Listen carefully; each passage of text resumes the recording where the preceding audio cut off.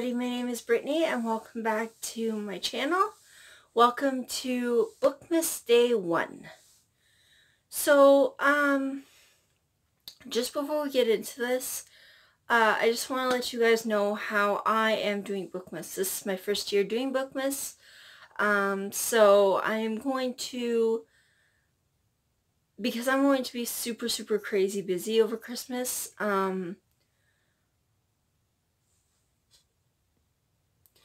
I'm going to be limiting myself to 8 videos. So, as you can see, mine and my husband's shelves are all decorated. I know some of the decorations you can't really see very well, so for one video, I might do a bookshelf decoration tour.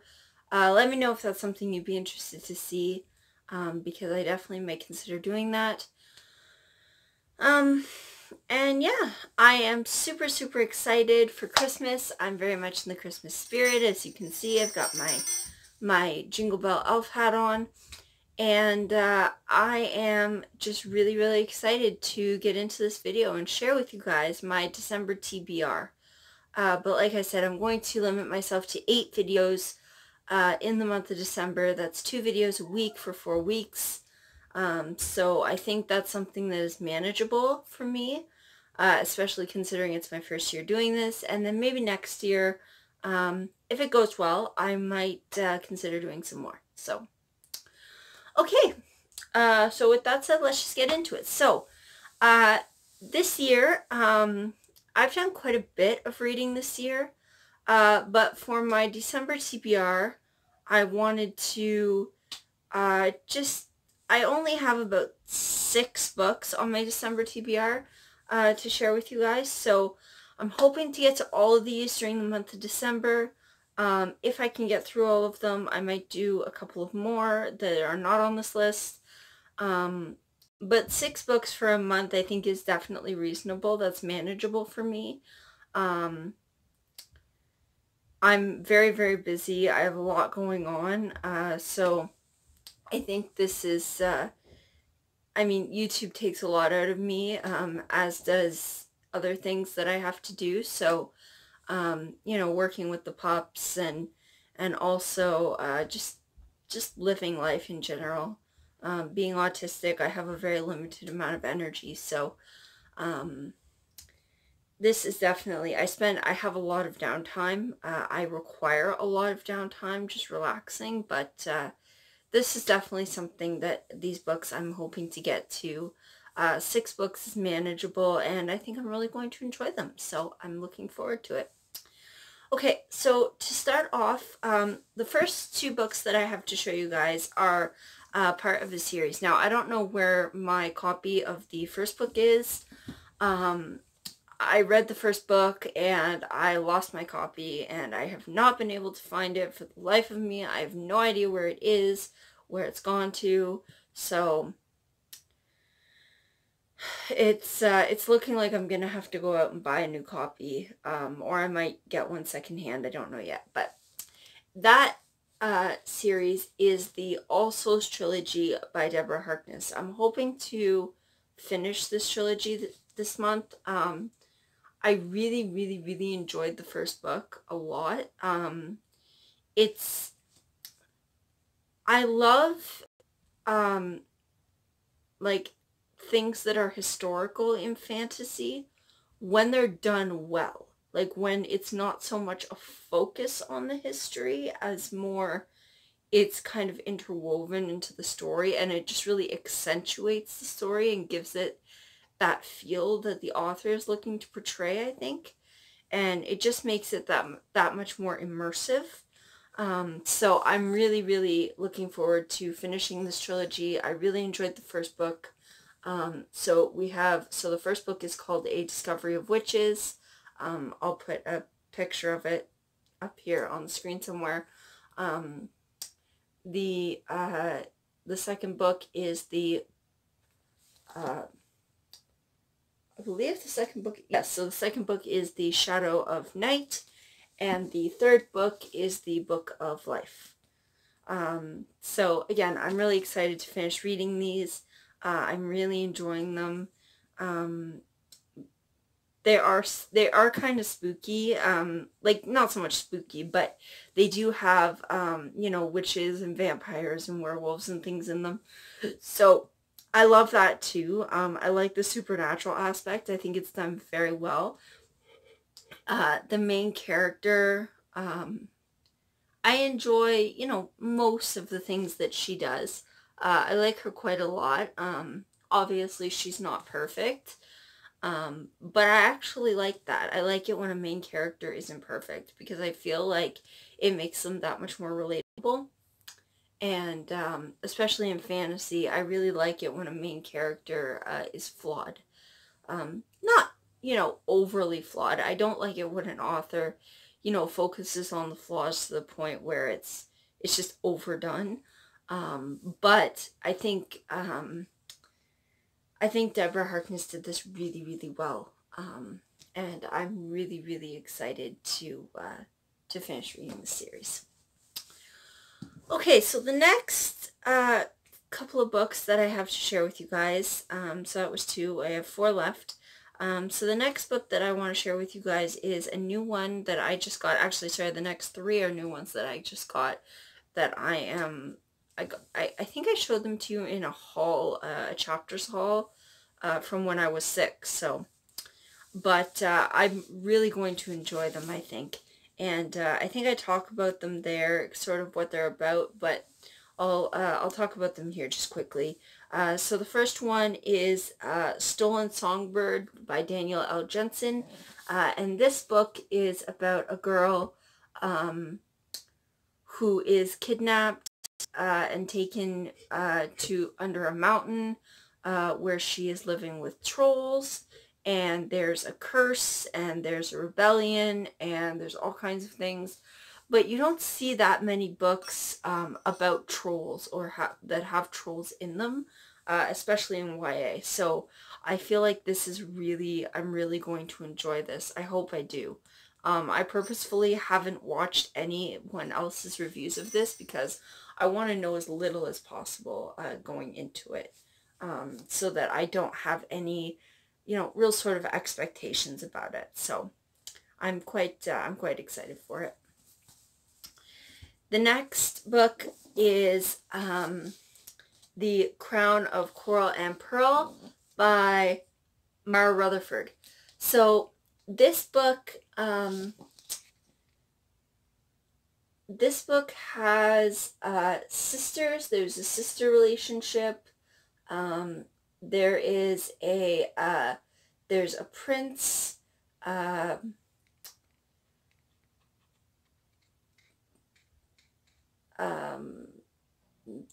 There's a lot of stuff about court and politics and that kind of thing, royalty, all that kind of stuff.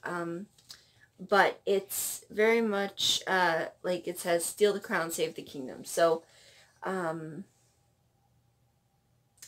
so it talks about this girl who has a scar from a childhood accident, and so her sister, but she was the more beautiful child, but then she has an accident and has a scar. So or sorry, the main girl had an accident and she has a scar. And so her twin sister is going to be chosen to marry the crown prince, and it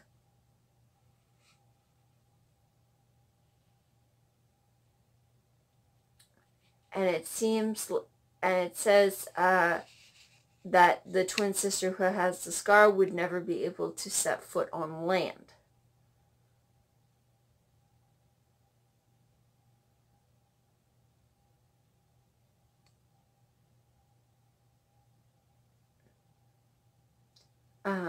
So I guess this is a sea village. It must be.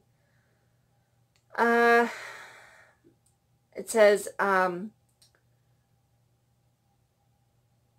but when a childhood accident left her with a permanent scar, it became clear that her identical twin sister Zadie would likely be chosen to marry the crown prince while Noor remained behind, unable to ever set foot on land. Yeah, so it must be a sea village. Then Zadie is injured, and Noor ends up going to, essentially be betrothed, like, to marry the prince, and, but it's not what she imagined at all. There's a lot of, there's a lot of stuff going on, of course, within the royal family, things about bloodlines. There's a murder. There is, there's, a sinister plot, and there's a lot going on. So anyway, so it sounds pretty good. I'm wondering, I really love books with sea, like the sea on the cover, water. I've always been very drawn to water, so I think this is going to be a really nice read for me. I also love books about royalty and princesses and that kind of thing. Young girls who, kind of get pulled into being in a position, in a royal position where, royalty isn't what they thought it would be. So I really like that because it really kind of gives this, sorry, I just need to move my foot here. My foot's falling asleep. There we go. So I really love that because it sort of gives this, things aren't always what they seem. And, yeah, I love, I love books about royalty. It kind of offers a bit of a glimpse, I think, into the author's imagination. I mean, all fantasy books do, but especially I find I like to see different authors' takes on royalty and princes and princesses and kind of how different authors imagine them. I really like to see that. So I also love books with family relationships, sister relationships, mother-daughter relationships, father-son, brother relationships, relationships that don't necessarily always focus on the romance. I mean, I don't mind romance if it's done, well, but I think that it should be something that sort of accentuates the story, not the thing that is relied on in a very lazy way to move the story forward. So I'm really excited about this one. I think it's going to be really good, and I think I'm really going to enjoy it. And I think it's going to be perfect for reading this time of year when it's cold out and I just want to curl up and kind of be transported somewhere else. So, okay, the next book that I have to share with you guys is the Tarnished Are the Stars by Rosie Thor. Now, I'm going to be completely honest with you. This cover. Like, look at that.